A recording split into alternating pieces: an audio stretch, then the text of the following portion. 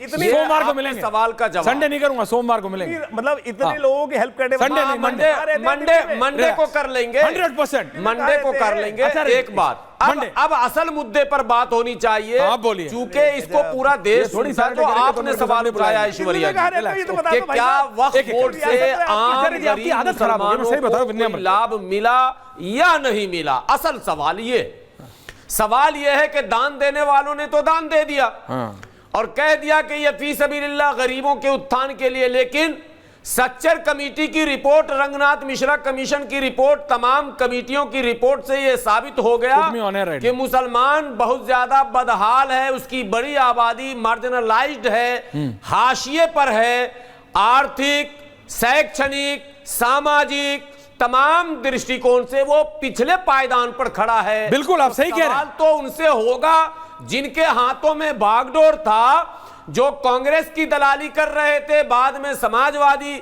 विचारधारा के दल में गए और अमेंडमेंट तब भी हुआ, बदलाव तब भी हुआ। तो ये सुझाव वक्फ बोर्ड को उपयोगी बनाने का सुझाव इन्होंने क्यों नहीं दिया?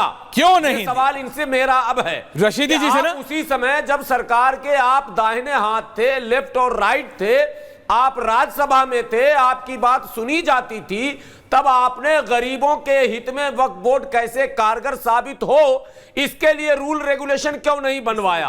अब अगर अमेंडमेंट हो रहा तो बवाल जो किया जा रहा, मैं इसके पक्ष में नहीं हूं।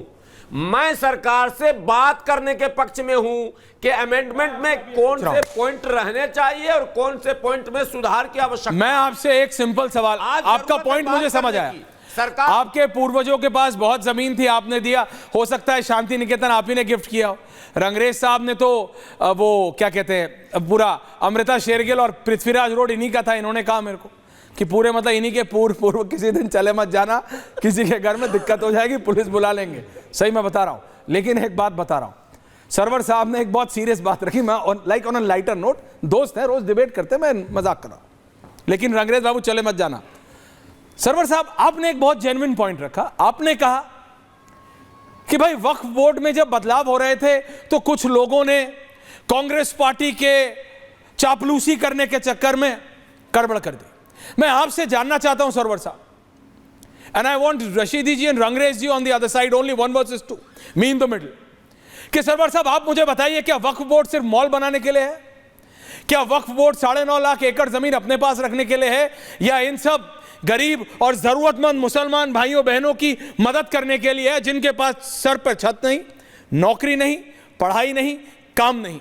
क्योंकि रशीदी जी से मैंने इतनी बार पूछा, उनको इसमें ज्यादा इंटरेस्ट है कि आचार्य जी को कहां बुलाया जाता है, कहां नहीं, इसमें नहीं कि वक्फ बोर्ड क्या करता है। सरवर साहब पहले and Rashidi ji and Rangrez ji after that. या 1 versus 2। वक्फ बोर्ड का खालिस मकसद था कि वो लाचार, बेबस, नादार, जो बिल्कुल आर्थिक दृष्टिकोण से सबसे पिछले पायदान पर, उनको मुख्यधारा से जोड़ने की योजना बनाई जाए। एक बात बार बार आप भी कह रहे हैं और पूरे देश में कहा जा रहा, 950 एकड़ जमीन, 9.5 लाख एकड़, 950 नहीं गुरु, 9.5 लाख एकड़ जमीन, 9.5 लाख एकड़, 9.5 लाख एकड़ जमीन। Yes yes yes yes yes.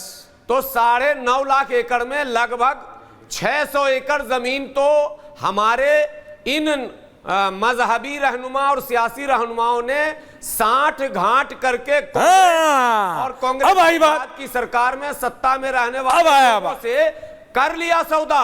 अब आई ना बात। वो जो मॉल देख रहे हैं आप, ये जो तमाम चीजें हैं, ये पहले सौदा हो चुका था।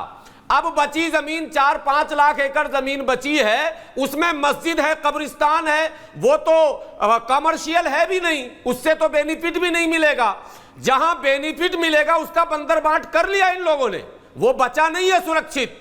तो अब कानून की जरूरत यह है कि जो गैर कानूनी कब्जा है, जिस पर नेताओं को, राजनेताओं के, मुस्लिम धर्मगुरुओं के, मुस्लिम